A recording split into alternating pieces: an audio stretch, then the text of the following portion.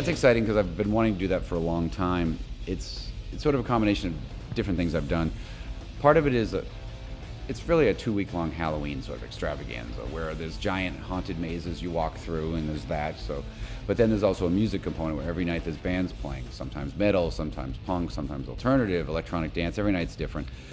And then there's like car shows and wrestling. It's just, you can go and just go to everything, go to one thing, do whatever. But I wanted to just do this sort of all-encompassing sort of Halloween carnival craziness. I never even had a moment where I thought, oh, the visuals are important. It was just kind of like, you turn up loud and the visuals are important. It was just a no-brainer. It never even crossed my mind that they weren't important. Actually, I was more shocked when people would act like they weren't, because visuals have always been incredibly important to rock music, and people forget, like I always say, would anyone have cared if Jimi Hendrix was fat and bald, or Jim Morrison was ugly and, I mean, people forget it's always been like that. It's not the only feature, but it's always been a part of it. Rock music's always had a lot of style, rock, hard rock, metal, whatever, and it never even crossed my mind not to do it. I mean, that's why when we were in sort of that more underground sort of art rock thing, that really wasn't part of it so much so, even though it was sort of a big feature of the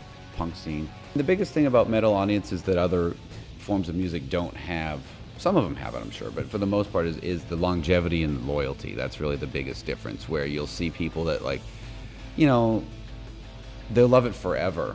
They'll go, oh, this is like my 50th time seeing Iron Maiden, and I'm 60 years old. Like, they just love it forever. And that's what's great about it, because a lot of other things come and go. It's like top of the charts, it's a big deal, and 2 years later, no one can even remember what it is, and people won't even admit they bought those CDs, although you go, well, they sold 25 million of them. Somebody must have bought it. But that's the best thing about it. It's just sort of that, like, frozen in time sort of loyalty to the bands that they love. I don't know. I mean, there's a difference. I don't know what it would be at this point. I mean, I feel like all the divisions of things have sort of broken down. I mean, I remember many, many years. I mean, there used to be really a division. Like, you couldn't even consider the two the same. And I remember a long time ago, I saw that the Bad Brains were playing with Slayer, and it just seemed like, what are these two worlds colliding? This makes no sense. And I remember the first time I saw metal kids like stage diving or moshing, it just seemed like so funny, because I was so used to that being a strictly, like, CBGB's hardcore afternoon matinees event with like Agnostic Front or something like that. But now it's such that so many years have gone by, and such a mishmash. It's only old people that talk about it being different. I never wanted to be pigeonholed as to what I could and couldn't do, because I don't think you don't get into a band to suddenly write up a list of rules. You get into a band because you don't want any rules. You want to do whatever you want all the time, not go, okay, here's what we can and cannot do musically for the rest of our lives. So I just did what I liked, and if someone else didn't like it, I didn't care. I mean, even now, from early days of White Zombie, whatever we were doing never quite was in step with what was happening ever.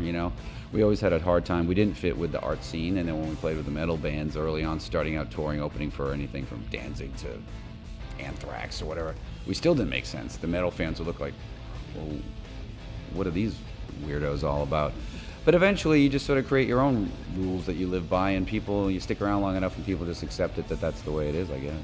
I never really wanted to fit, it's like the Groucho Marx joke. I do not want to be a member of any club that will have me.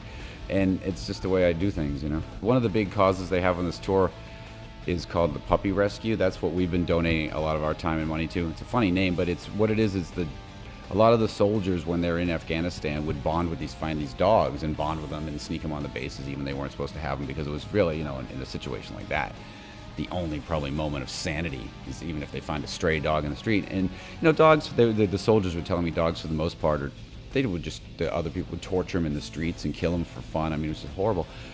But these guys would really form these bonds with these dogs, but they weren't allowed to take them home, and if they could, it was so expensive. So that's what we've been, for us particularly, that's what we've been sort of trying to donate time and money to, because that strikes me as, anything I've ever seen about soldiers coming home, it seems like it's the mental thing is the hardest thing that people can ever diagnose or deal with, and that always seems to be a major feature that is helpful, is an animal. Because maybe I don't know why I don't understand it, but that seems, I mean, I understand it even in regular life sometimes. Every human being you ever know lets you down, but not your dog.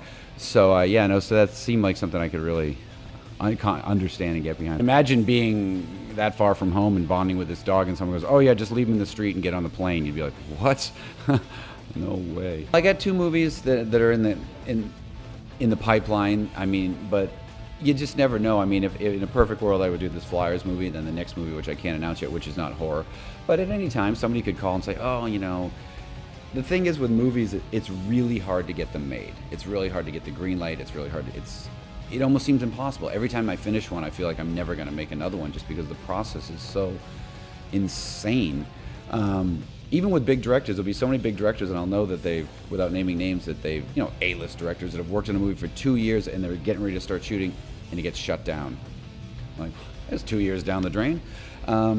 So anything could come in, and someone could call me tomorrow and go, "Oh, you know, we got the rights to this, we got the money, it's a green light, we can start now." And I'd probably go, "Let's do it." That's how the Halloween movie happened. You know, I wasn't planning on doing that. That just sort of came out of nowhere.